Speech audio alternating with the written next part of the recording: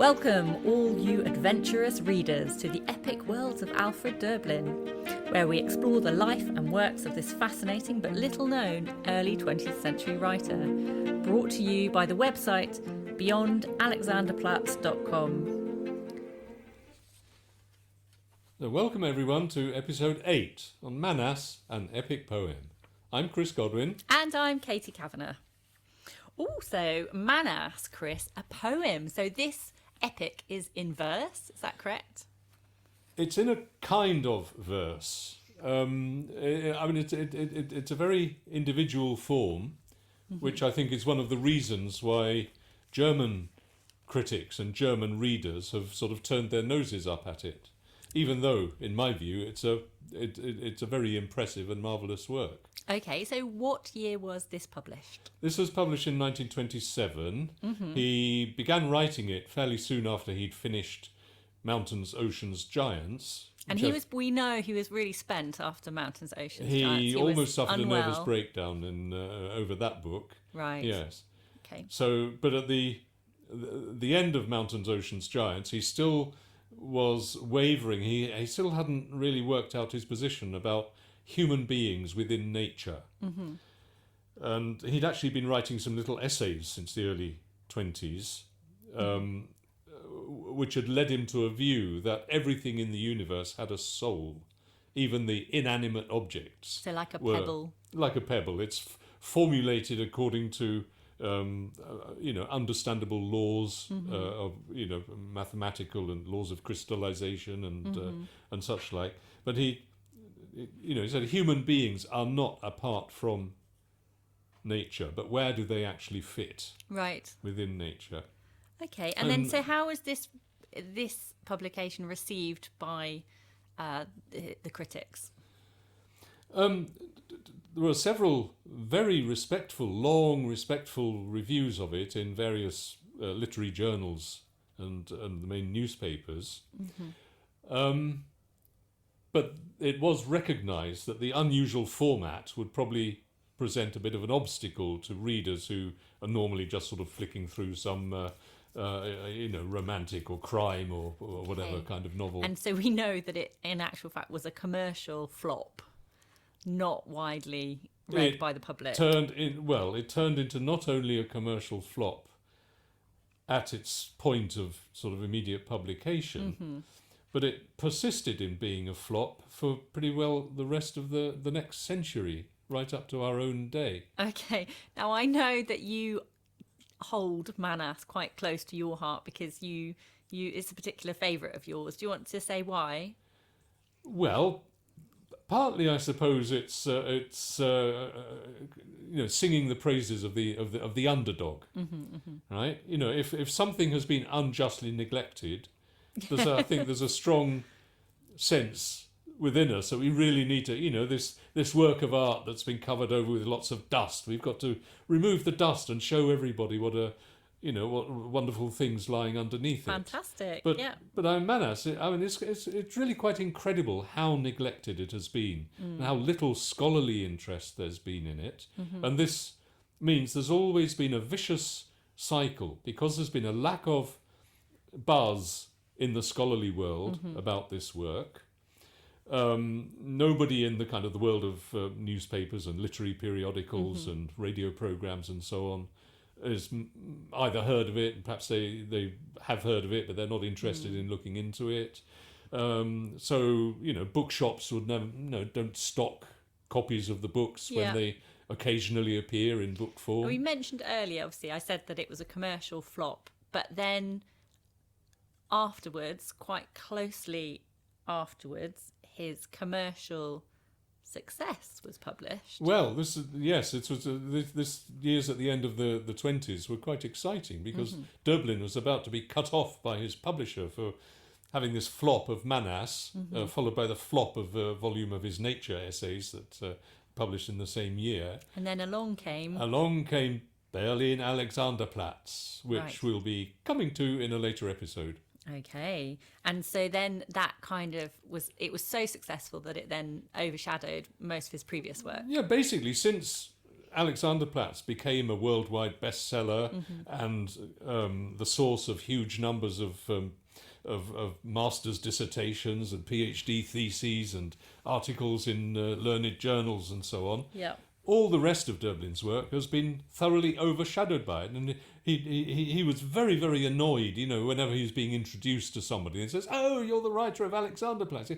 This is the only thing people know." But there's a whole shelf full of other books. Yeah. Okay. And then, so how was... I wanted to say how was it received, but we've kind of already touched on that. You, in fact... translated it in a different way, didn't you? What have you made it into? Well, after I translated the whole thing, I thought this is really, really good material for a radio play, right? And a radio play would really bring it to the ears of a mass audience and break through this wall of neglect. It's another very cinematic epic, isn't it? It's very colourful and vibrant. Full of colours, full of action. And we'll see that later on in our reading. Yes. Yeah, we'll hear that later on in our reading. Yeah. Very good. Okay, so in your opinion, Chris, it definitely doesn't deserve the neglect that it's had. No, and I was so pleased when my when a publisher approached me in I think it was 2021. I'm getting on a bit. Not 1921. 2021. In 2021, the publisher approached me and said, "Would I mind if he published a couple of my translations?" Good. Well, yes, actually. Definitely. And he chose Manas as one of the two, the first publications that he would bring out in very, very handsome volumes, I have to say. So he saw the value of this work, and he hoped that it would intrigue enough literary editors to actually produce one or two reviews. I mean, unfortunately, that hasn't happened yet. So, we really have to struggle to break through this wall of silence around Manas. Okay. Well, perhaps today is the beginning of that. I hope so. What is Manas all about then? Give me a synopsis of the story. Right. Well, one of the interesting things is that that Döblin insisted that his next book, Berlin Alexanderplatz, was in fact Manas with a Berlin accent. Okay. So there was he saw some kind of continuity between the two works. Right. Which is really where we have an individual hero or main character who's been going through life very unreflective and doing some awful deeds in this unreflected life, endures some time in a kind of hell, and then returns trying to become a real conscious human being. Right. Okay. So that's the kind of the theme. Okay. But then how that theme is implemented within the text. It's it'd be a fascinating topic for many a thesis or dissertation. So we're going to talk about it in 3 parts, aren't we? So would you like to talk about part 1? Yes, I mean the epic is itself structured into 3 very distinct parts, and each of those parts has 3 or 4 what you might call chapters. Okay. In it, but then within each chapter there's a varying number of scenes. What we have, so part 1, we've got this this war hero prince. He's come back from battle to his city of Udaipur. An arrogant chap. Well, he's very, been endowed by fate with lots of, he's big and tall and handsome and can defeat lots of soldiers in battle, and, he's considered a hero by the citizens. So he comes back to Udaipur, this city in northern India, where he's the king's son. But we should say it's set within the Himalayas.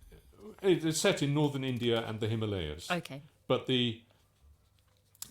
But it's set in this world and a mythical world as well at the same time. Got you. Yeah. But he's got a kind of PTSD because at the time he struck down one of his enemies, he had this sudden realization that, oh my goodness, that chap on the ground could have been me. Right. So he's realized that he and I, we're brothers. A shared trauma.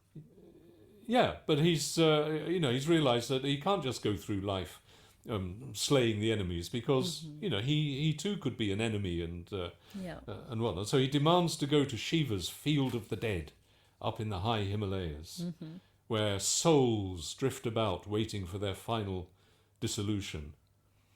He wants to hear their stories. He wants to feel their pain. And his mentor, Puto, who's a priest of Shiva, is very reluctant to take him there. He says, no human being can enter that field. It's never been done. The gate's locked and bolted.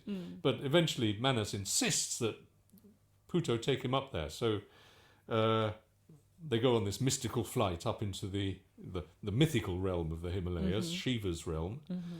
And there on the field, Manas sort of imbibes the stories of several shades. And by shades, you mean the souls, wandering souls? These drifting souls, drifting helpless in the winds of the high mountains. Right. Yeah, so there's a rich man who felt his whole life had been wasted because it seems somebody else had been living his life. He wasn't responsible for anything that had happened in it. You got a murder victim, and then finally there's a psychopath who eventually, Manas is so weakened by that point that he falls prey to some demons who invade his body. And these demons are imprisoned gods, defeated gods imprisoned by Shiva, which helps to indicate what's coming later. And these demons plan to use the body to come down to our world. They steer it back to where Puto's waiting at the edge of the field of the dead. And Puto sees that it's been, this is now kind of a zombie inhabited by these demons, and whacks it with a big log and kills the body. Right. And the Manas soul drifts back sorrowfully onto the field, and the three demons sort of emerge from it, yakking, and says, "Ha, you've killed your friend Manas," and go and disappear. And then Puto has to carry the carcass back down to Udaipur for burial and report back to the king how he's failed in his mission to bring Manas safely back. And then we get to part 2. We come to part 2, and there we have Savitri, who's Manas's beloved wife. So, Puto has brought the body of Manas back to Savitri. Yeah, there's a very moving kind of funeral cortege coming along. And she says, this is not my Manas. She says, it's not my husband. Yeah. And she goes off on a very, very arduous trek across the plains and up into the mountains, having various adventurers on the way. Manages to enter onto the field. And there she too encounters many shades who want to tell her their story. But unlike Manas, she's not actually welcoming them in. She finds them horrible. And she's why do I have to be here being assailed by these awful stories? But one of these shades she persuades to go off and search for Shiva and let Shiva know that she's up there on the field. Meanwhile, Shiva is aware that not all is well in his creation, and he's doing penance by fire down by a lake in a deserted corrie up in the high mountains. But Shiva's very intrigued to know that there's a human female on the field. And who can this be? Who wants to make contact? So seeks her out, makes contact. Before he makes contact, a shade comes along, very kind of tentative and whatnot, but she recognises something of Manas in this shade. Okay, in his last fading. They actually then make love, Savitri and this shade. They make love, and Manas is reborn anew within her, which is involves a bit of metaphysical juggling, I think, to work out how she's both the wife and the mother and so on. But so he's reborn. He has a body again, and some of Shiva's servants carry him off and deposit him down in the real world, just outside the edge of the field of the dead. And then it turns out, when Shiva does contact Savitri, that he knows who she is. Who is because she is universal love. She is the love goddess who once dwelled with him up in his crystal palace in the high Himalaya. Ooh. Yeah, so that off they go. I feel like people shouldn't be listening to this if they don't want spoilers. Hey ho. Yes, we may be giving out too much, but I mean, this is just the surface. We haven't brought this. There's an immense amount of action and dramatic scenes going on underneath all this. Okay, so then part 3. Part 3, we've got Manas's body. Manas rampaging along through the vegetation on the mountainside up there. So ho ho, I'm alive again. Wow, it's wonderful, and so on. But his soul is lost. Well, he's only got his, well, I don't know, you call it his id, I suppose. He's just this hulking great mass of sort of mobile flesh, bashing his way through the bushes sheer physicality and so on. And he hears some noise of battle in the distance, so he goes on to see what's going on, and he finds 3 demons fighting one ash-smeared individual. It doesn't immediately recognise Puto, but he eggs them on. He's really excited by this battle going on. But he manages to defeat the 3 demons, and then he recognises Puto and says, "Oh, you're the one who killed me." Right? And he's quite sour about it. So he captures the demons. He captures the demons, which then Shiva miraculously transforms into flying foxes that can carry him down to the world. Got you. Right? And remember, these demons were gods imprisoned by Shiva. So, this is all part of the plan, right. It seems, yeah. Anyway, they carry him down to the world where Manas finds human beings, really funny little mannequins trotting around with their daily activities. Look at the silly things. But eventually he's captured by some villagers and taken before their priests, and the priests interrogate him, and they say, well, if Shiva actually kicked you off his field, you must be truly evil. Right? And we think you and these 3 beasts here actually form one new and awful entity. Right? So then does Manas have like a moment of realisation? He doesn't know what to do. He sort of, oh dear, I really didn't like what they were telling me. And he sort of buries himself at the back of a cave and says, well, why has Shiva sent me back down here? What am I supposed to be doing down here? Yeah. So, anyway, after lots of adventures, Manas eventually destroys one of Shiva's temples. And this induces Shiva to come down to Earth and have a word with Manas. Oh, no. Right. So the cobras in Shiva's hair pick Manas up and deposit him on Shiva's shoulder. Yeah. And then Manas's ego cries out to the world to come and save him from Shiva. And the world sort of floods and earthquakes and so on, and Shiva is sinking down and eventually has to concede defeat and blesses Manas. And Manas, who is now kind of completed, his psyche is now completed with ego, superego and id and so on. He has been released from being extinguished, like all life should be extinguished, but he is now a spirit sort of flying around bringing comfort to people who are about to go off to the field of the dead. Okay, interesting. Oh, so there's a lot to unpack there, a lot going on. And it all sounds very silly when you're just giving it a bald description like that. It's you can tell like it's very cinematic. I know we keep chiming on about that. But there it is. No, it's everything. It is very, very lively, colourful, emotional. And again, with it's all Döblin's writing. Yeah. You've got to keep an eye on the little details. I know that we've said before that if we make a really great Bollywood film, yes, you spoke about it being a graphic novel, a graphic novel, a Bollywood film, a radio play, even a stage play. Yeah, really exciting. It could have been adapted in all kinds of ways over the past 100 years. But I say, because it's been this wall of silence around it, nobody's ventured that way. Brilliant. So our first, our reading for this then, Chris, that you've chosen, is one of the first visions of sorrow imbibed by Manas. This is one of the first... and it's of 2 lovers. Yes. And we'll get to that in a second. There are 2 lovers, and we'll come to it. We won't do any spoilers before we've done the reading. Okay. So do you want to just give a sentence overview of what people are going to hear? Yes. You're going to hear... a lady called Dana going off on an excursion into the jungle with her male friend Daksha. Mm-hmm. And they are sitting we find out something about their backstory as they rumble along. Right, they're in an ox cart at the back. In an ox cart, yes. With a deaf driver.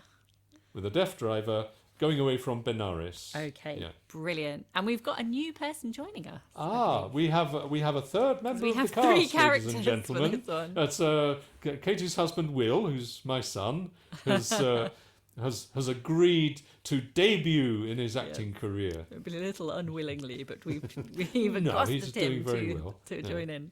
Okay, perfect. All right, well, let's get going with that then. Brilliant.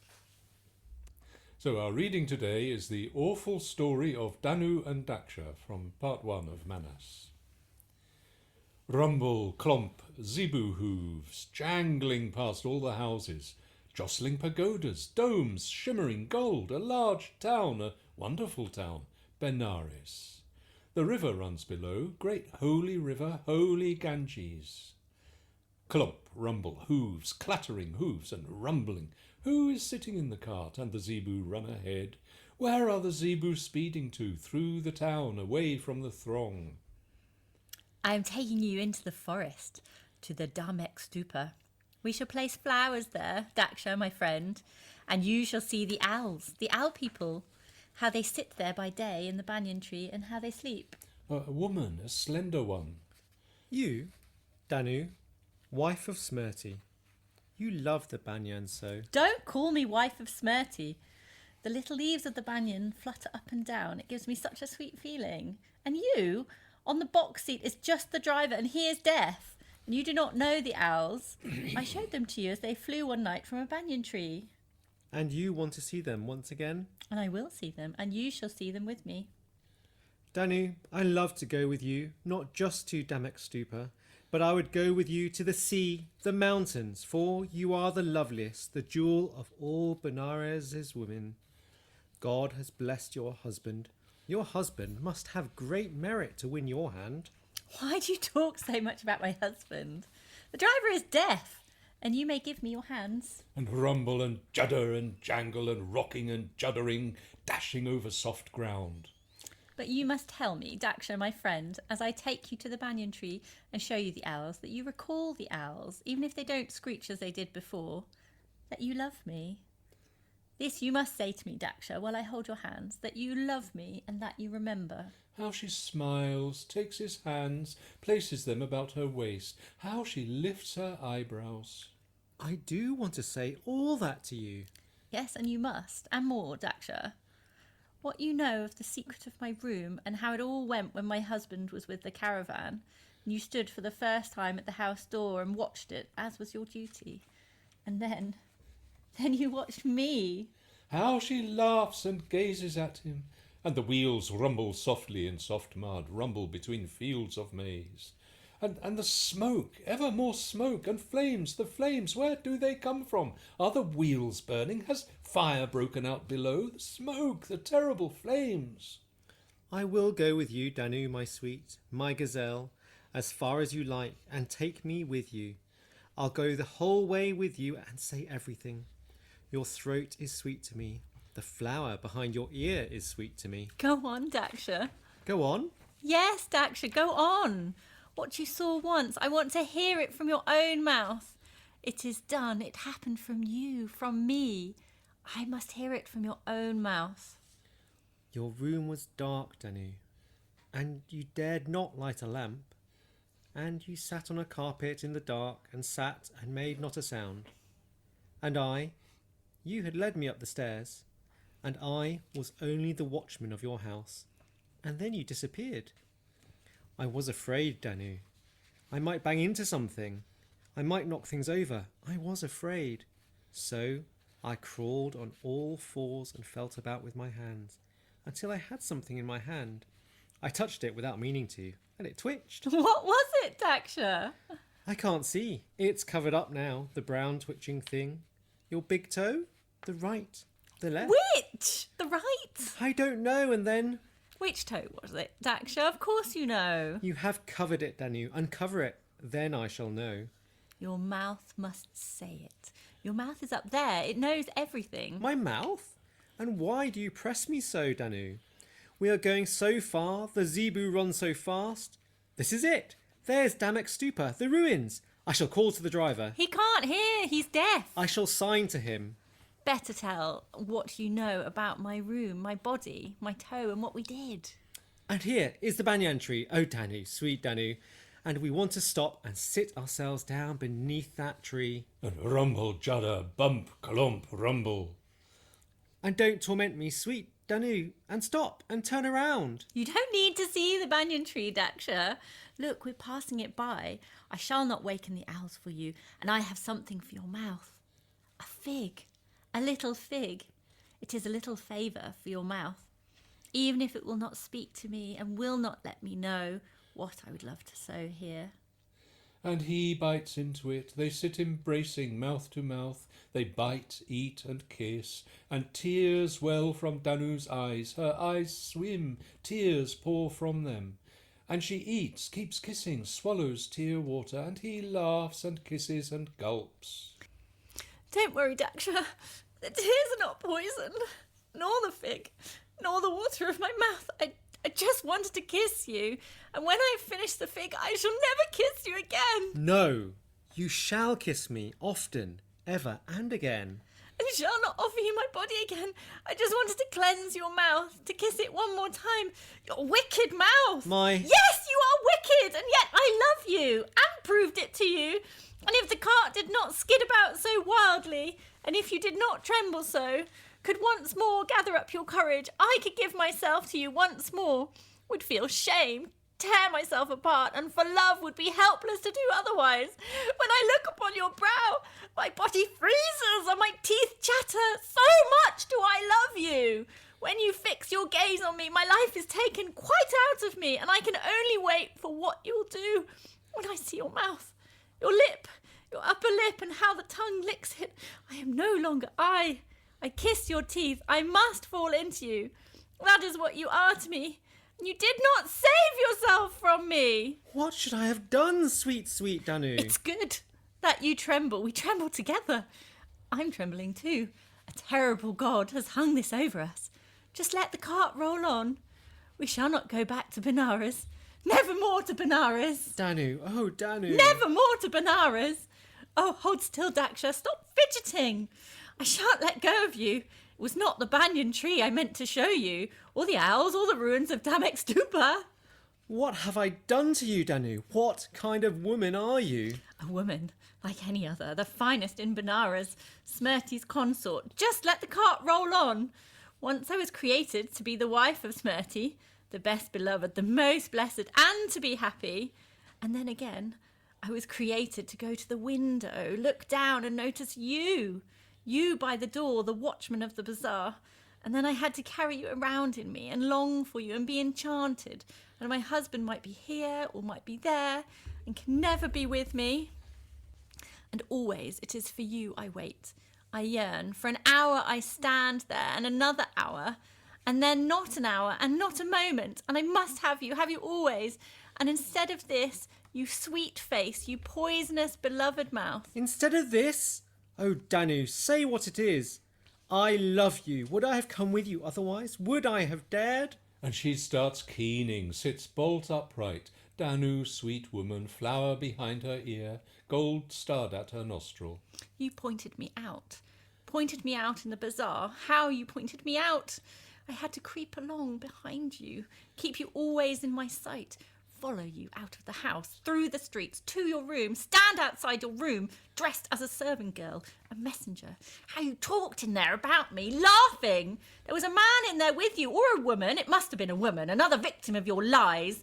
You talked about my hips, my breasts, and what I did with you. Oh, you! And what you did with me. Oh, you! And sometimes silence fell, and then she screamed, and then you started up again. Woe is me, oh Danu. I have been bad. Don't hide your face, Daksha. Give me your hands, for I love you. And this evening, you will brag about the fig. Oh Danu, please, make the cart stop. I think you mean to harm me. Where will you brag about the fig today? Stop the cart! It's not as if I hate you, I can tell you. We shall brag about the fig at the same place together. Oh, beloved, forgive me. And stop your fretting. I can't bear it. We share a fate, sweet Daksha. Whatever the one has been, so must the other be. See now how I cry? But for whom? For you. Bend down, feel there at your foot. I have clasped my dancing buckle about your foot and locked it to the cart. You can't leave the cart any more than I. I have thrown away the key. Oh, Daksha, quiet now. The cart must stop. You mean to murder me? And jolting, skidding, rumbling, mud, spattering and swaying, crackling. Oh, see how we fly, Daksha. Here is a bridge. The forest is coming. There is no one to hear you. Be quiet. Just this moment. Weep with me, do. Grant me just this one moment. Just this one more moment. Let us live for ourselves. Stop the cart! Beloved, the driver is deaf. Calm yourself, but weep. There is straw beneath our feet. The touchwood is down there. Oh, be still. And the man rises from his seat, wrenches himself upright, strikes down at her. She bends low to the floor. Fire glimmers between her fingers. She presses her head to his legs, sobs, begs, grovels. Now it is good. Now it is over. Now beat me, Daksha. Just rage at me and beat me. Hold tight to me. Oh, lift me up. One moment more, sweet Daksha. My husband, be good to me. And blindly he strikes down at her, and rages and twists about, foaming embittered blows. And he cries out and whimpers and tugs at the seat. She whimpers, eyes fixed on him, and begs. Oh, to me, Daksha. And the flames rise, and she throws herself from him, snivelling, face hidden, gulping smoke, despairing, and moans and begs, and abandons herself to the fire, and smoke envelops her. They tumble burning from the cart, all tangled, and are dragged along. The zebu run on through, the blazing, crackling cart, and flames, flames, flames, and tree trunks, roots, and dust, and trees, and breaking branches, and still they coil around each other, and he cries out, and still he coils, and still she coils, hot, grubbing flames, choking, burning flames. Wow. That's very cool. I think that was marvellous. I mean, we improve with every reading. That was really great. dramatic. It's very dramatic, isn't it? Oh, that's hilarious. Well done, everyone. Very good. Thanks, Will. Yes, thanks, Will. Yeah, we'll bear this in mind in future episodes. Really good. Wow, you can see that she is a woman right on the edge. She's gone over the edge, yes, hasn't she? She's yes. full of intensity, a little bit crazy. A lot crazy. Right, but I mean, within the situation, I mean, he's definitely a cad and certainly a cad about loose town. fellow. Yeah, Definitely. And you can see, so we mustn't forget that these two characters are the spirits, the souls going through Manas right now. So Manas is reliving this experience. he's reliving with them. their experience. Yes. Yeah. Oh, it's good. Very exciting stuff. And the other encounters that he manages to get enough shades to come close enough to him.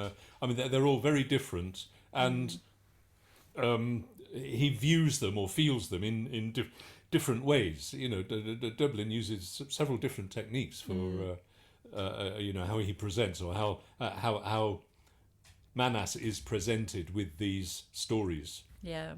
You said earlier how he was depleted with each shade that came through him. Yes, he's weakened so much that the demons managed to enter his body. He was living that fire. He was feeling the pain. Yes. Wow. I think that probably ends our episode for today, Chris. What do you think? I think we've given the listeners enough to chew on for a while, yes. Yeah. So anyway, let me point out that I have prepared an adventurous reader's guide to Manas, which has a scene-by-scene breakdown of the key things to watch out for, without giving too many spoilers away, at least enabling the reader to kind of navigate through it by checking back, yes, this happened back here, and now it. And that adventurous reader's guide is available on your website? It will be at some point, yes. I will hope to. I'm building up a little library of these adventurous readers' guides. So listeners are encouraged to come to beyondalexanderplatz.com. Excellent. to find more information about And Döblin. we should also say that we're really welcoming any questions from listeners as well. So Yes. if there's anything that you particularly are interested in, and we can weave those answers into our episodes. Yes, well, I mean, we're planning to have a first season of 10 episodes, so we're nearly there. So it'd be nice if the final episode we could introduce some listeners' questions. Mm-hmm. Perfect. All right, thank you, Chris. It's goodbye from me. Well, thank you, Katie, and thank you, Will. Goodbye from me until next time. We hope you've enjoyed this episode of the Epic Worlds of Alfred Döblin. Join us next time to explore more about this fascinating writer's life and works. Meanwhile, visit the website beyond-alexanderplatz.com for posts about Döblin and some of his unjustly neglected contemporaries, as well as downloads of translations. So until next time, happy reading!